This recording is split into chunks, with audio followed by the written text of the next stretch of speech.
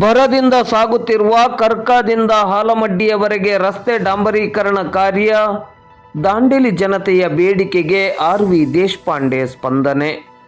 ಕಳೆದ 6-7 ತಿಂಗಳಿನಿಂದ ದಾಂಡೇಲಿ ಹಳಿಯಾಳ ಹೆದ್ದಾರಿಯಲ್ಲಿ ಬರುವ ಕರ್ಕದಿಂದ ಹಾಲಮಡ್ಡಿಯವರೆಗೆ ರಸ್ತೆ ಸಂಪೂರ್ಣ ಕೆಟ್ಟು ಹೋಗಿದ್ದು ಹೊಂಡ ಗುಂಡಿಗಳಿಂದ ಸುಗಮ ಸಂಚಾರಕ್ಕೆ ತೀವ್ರ ಅಡಚಣೆಯಾಗುತ್ತಿತ್ತು. ರಸ್ತೆ ದುರಸ್ತಿಗಾಗಿ ಹಾಗೂ ಡಾಂಬರೀಕರಣಕ್ಕಾಗಿ ಶಾಸಕ ಆರ್.ವಿ. ದೇಶಪಾಂಡೆ ಅವರಿಗೆ ಮನವಿಯನ್ನು ಮಾಡಲಾಗಿತ್ತು. ಜನತೆಯ ಮನವಿಗೆ ಸ್ಪಂದಿಸಿದ ಆರ್.ವಿ. ದೇಶಪಾಂಡೆ ಅವರು ಕರ್ಕದಿಂದ ಹಾಲಮಡ್ಡಿಯವರೆಗೆ ರಸ್ತೆ ದುರಸ್ತಿ ಮತ್ತು ಡಾಂಬರೀಕರಣಕ್ಕೆ ಅನುದಾನವನ್ನು ಮಂಜೂರು ಮಾಡಿಸಿ ಲೋಕೋಪಯೋಗಿ ಇಲಾಖೆಯ ಮೂಲಕ ಕಾಮಗಾರಿಯನ್ನು ಕೈಗೆತ್ತಿಕೊಳ್ಳಲು ಸೂಚನೆಯನ್ನು ನೀಡಿದ್ದಾರೆ. ಕಳೆದ 7-8 ದಿನಗಳಿಂದ ಪ್ರಥಮವಾಗಿ ರಸ್ತೆಯಲ್ಲಿದ್ದ ಹೊಂಡ ಗುಂಡಿಗಳನ್ನು ಮುಚ್ಚಿ ಆ ನಂತರ ಡಾಂಬರೀಕರಣ ಹಾಕುವ ಕಾಮಗಾರಿಯನ್ನು ನಡೆಸಲಾಗಿದೆ.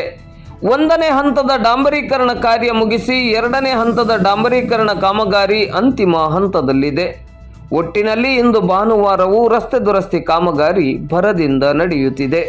ಬಹಳ ದಿನಗಳಿಂದ ಈ ರಸ್ತೆ ಸಮಸ್ಯೆ ಇತ್ತು. ಇದೀಗ ಡಾಂಬರೀಕರಣ ಕಾರ್ಯ ನಡೀತಾ ಇದೆ. ಸರ್ ಇದು ಎಲ್ಲಿಂದ ಎಲ್ಲಿವರೆಗೆ? ಕರ್ಕಾ ಕ್ರಾಸ್ನಿಂದ ದಾಂಡೇಲಪ್ಪ ನಗರ. ಎಷ್ಟು ದಿನದಲ್ಲಿ ಇನ್ನು ಮುಗಿಬೋದು ಸರ್? ಇನ್ನು ಒಂದು ವಾರ 15 ದಿನ ಆಗತ್ತೆ sir. A to Z complete ಆಗುತ್ತೆ. ಒಟ್ಟು ಎಷ್ಟು ಕಿಲೋಮೀಟರ್? 4 ಕಿಲೋಮೀಟರ್ ಆಗತ್ತೆ. 4 ಕಿಲೋಮೀಟರ್.